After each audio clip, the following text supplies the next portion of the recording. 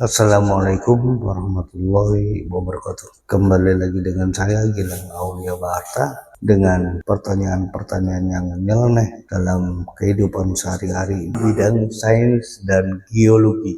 Pertemuan kita pada kali ini kita akan membahas tentang bagaimanakah pembentukan dari profil nikel laterite. Yang pertama, dari lapisan atas ada zona soil, turun lagi ke bawah ada limonit, turun lagi ke bawah ada zona saprolit.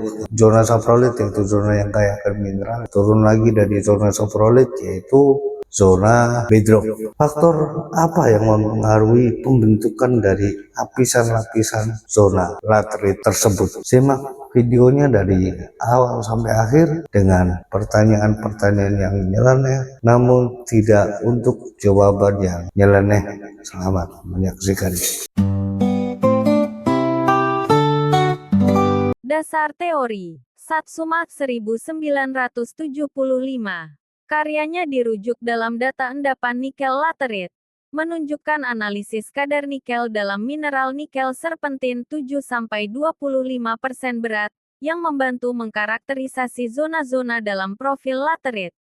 United States Geological Survey, melalui publikasi seperti model endapan nikel kobalt laterite, mereka menjelaskan bahwa endapan ini terbentuk melalui pelapukan kimia dan mekanik intensif dari batuan induk ultramafik, biasanya di daerah tropis dalam radius 26 derajat.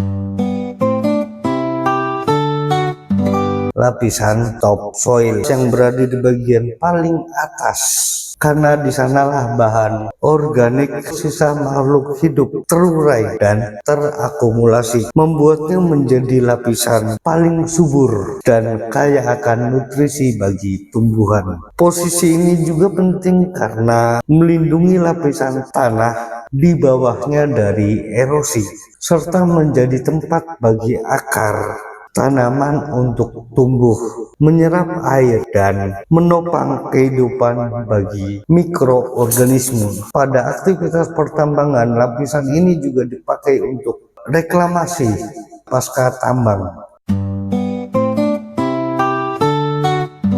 Terkadang pada lapisan soil ini kadar Fe-nya besar, namun kadar Ni-nya kecil. Faktor apa yang mempengaruhi kadar Fe besar tersebut? Simak penjelasannya. Mobilitas Fe dalam kondisi lingkungan tropis dan lembab. Besi atau Fe dalam batuan induk teroksidasi menjadi bentuk ferihidroksida yang kita kenal dengan sebut Fe3. Yang keduanya yaitu pengendapan. Senyawa ferihidroksida ini sangat larut dalam air, cenderung mengendap secara in situ atau pelindihan di daerah yang lebih tinggi dan terakumulasi di lapisan soil. Ketiga, mineralogi. Fe yang tinggi membentuk mineral seperti giotit, hematit yang memberikannya warna merah karat yang khas pada tanah laterite. Unsur Fe memiliki valensi besar sehingga terikat kuat pada kompleks jerapan tanah. Alasan yang kedua, kenapa dalam lapisan topsoil itu Ni rendah? Alasan yang pertama yaitu mobilitas Ni. Berbeda dengan Fe, nikel atau unsur Ni lebih mobile dalam kondisi pelapukan asam dan teroksidasi yang terjadi di lapisan atas zona limonit seperti soil. Yang kedua yaitu pelindihan atau leaching. Air hujan yang melintasi profil tanah akan melarutkan Ni bersama dengan unsur-unsur lainnya seperti magnesium dan silika. Ni yang terlarut ini kemudian bergerak ke bawah melalui profil tanah. Yang ketiga, akumulasi di zona bawah. Nikel tidak terakumulasi dalam jumlah yang besar di lapisan soil karena terus tercuci ke bawah. Kadar nikel yang tinggi justru ditemukan di lapisan yang lebih dalam, seperti halnya zona saprolit di atas batuan dasar yang tidak terlapukan, di mana kondisi kimia pH memungkinkan Ni untuk mengendap dalam mineral silikat atau hidrasi seperti serpentin. Secara ringkasnya, besi cenderung tetap tinggal dan terakumulasi di lapisan atas, yaitu lapisan soil, sedangkan Ni cenderung terlindih atau terkonsentrasi ke lapisan bawah yang jenuh di zona saprolit dalam proses pembentukan endapan nikel laterit.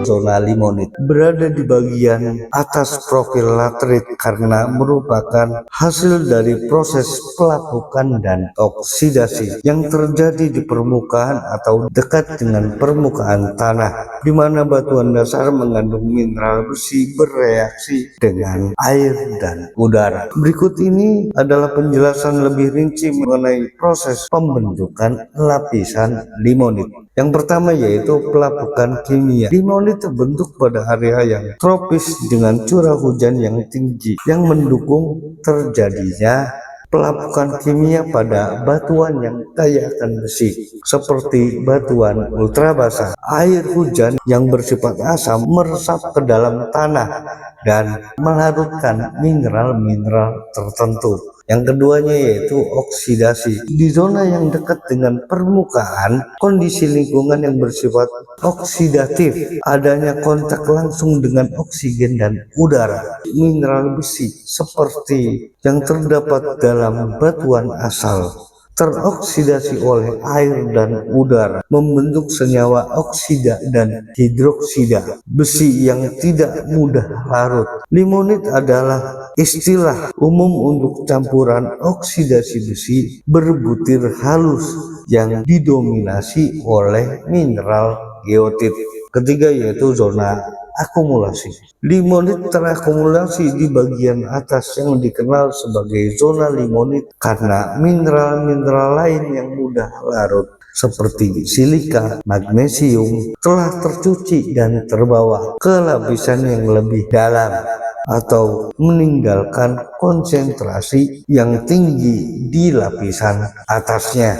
Yang keempat yaitu kestabilan di permukaan. Limonit merupakan mineral yang stabil dalam kondisi lingkungan permukaan bumi, tekanan dan suhu yang rendah serta keberadaan air dan oksigen, sehingga cenderung untuk bertahan dan terakumulasi di lokasi pembentukannya. Singkatnya, limonit adalah produk akhir dari proses pelapukan intensif yang terjadi di zona dangkal.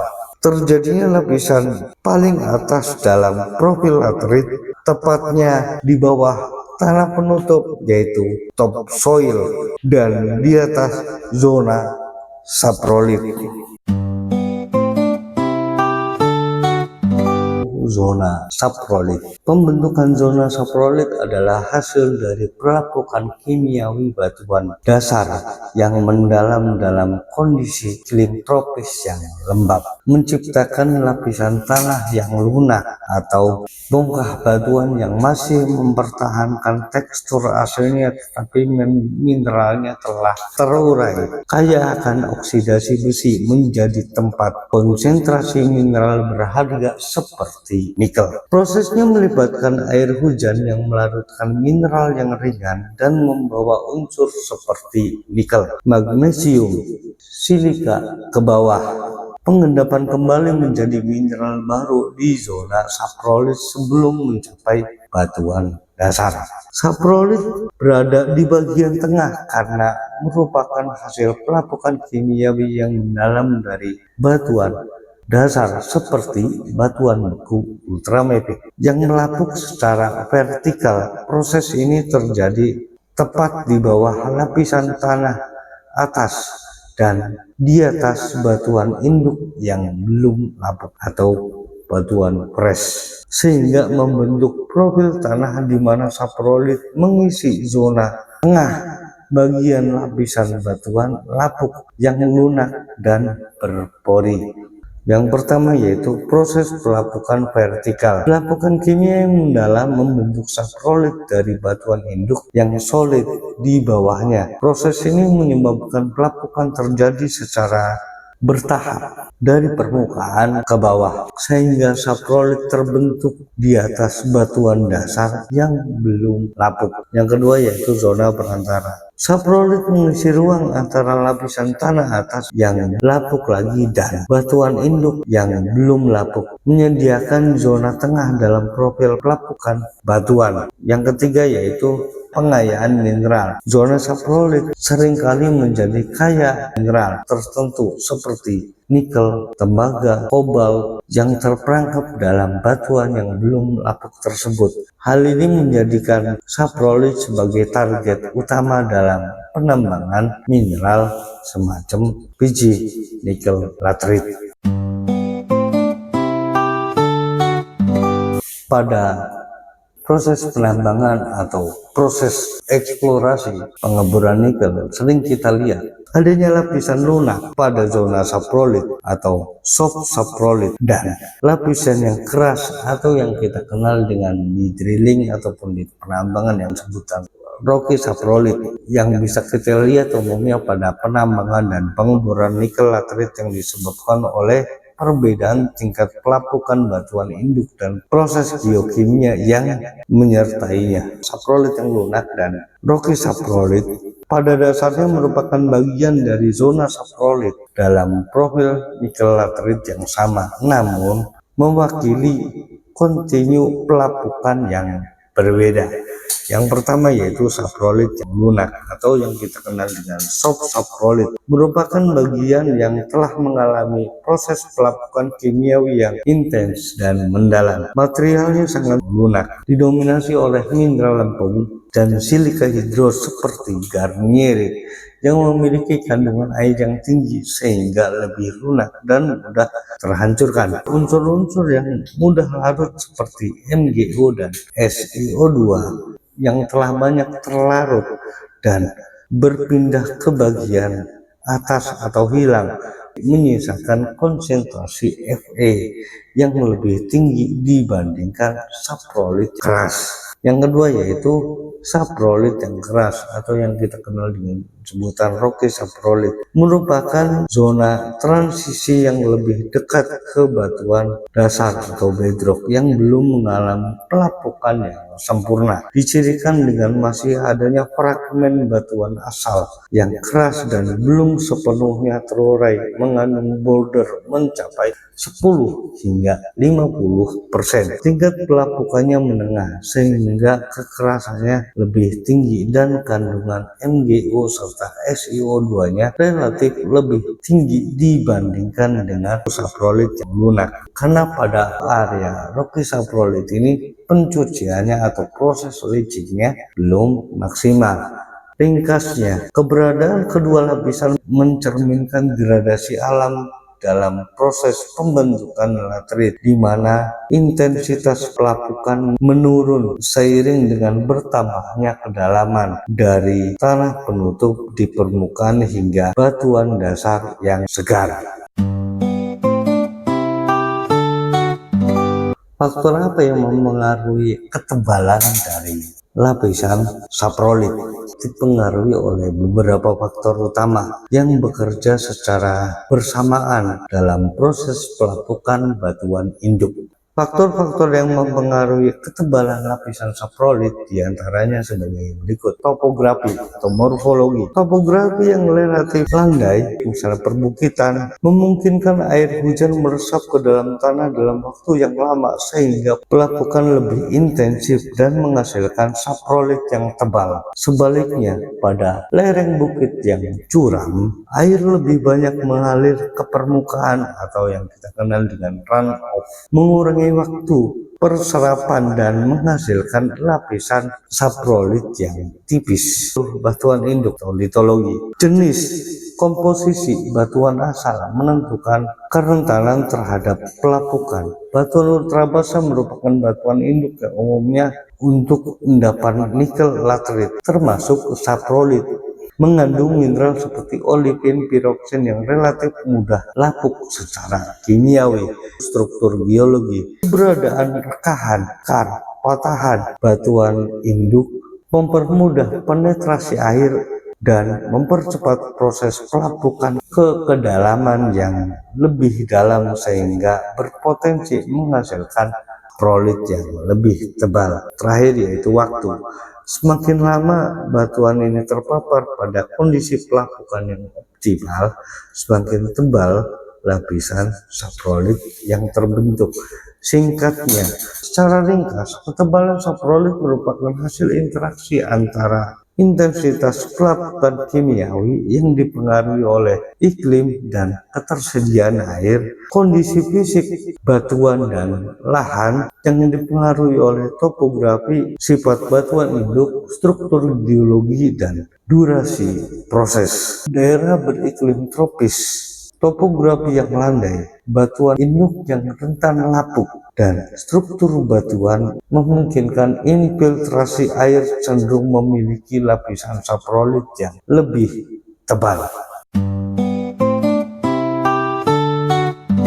Yang terakhir, sebagai kesimpulan penutup, proses geologi membentuk nikel laterit termasuk lapisan-lapisan tanah seperti soil, limonit, saprolit, dan bedrock. Proses ini merupakan hasil dari pelapukan kimiawi batuan ultrabasa yang kaya akan mineral nikel dalam jangka waktu yang sangat lama di lingkungan tropis hingga subtropis. Proses ini secara bertahap membentuk profil vertikal yang khas, terdiri dari lapisan-lapisan dari atas ke bawah. Yang pertama yaitu yang paling atas, soil, didominasi oleh oksidasi besi dan aluminium dengan kandungan silika yang rendah karena telah terlarut sempurna. Kadang-kadang disebut juga limonit dan merupakan zona dengan konsentrasi nikel yang ekonomis di beberapa deposit.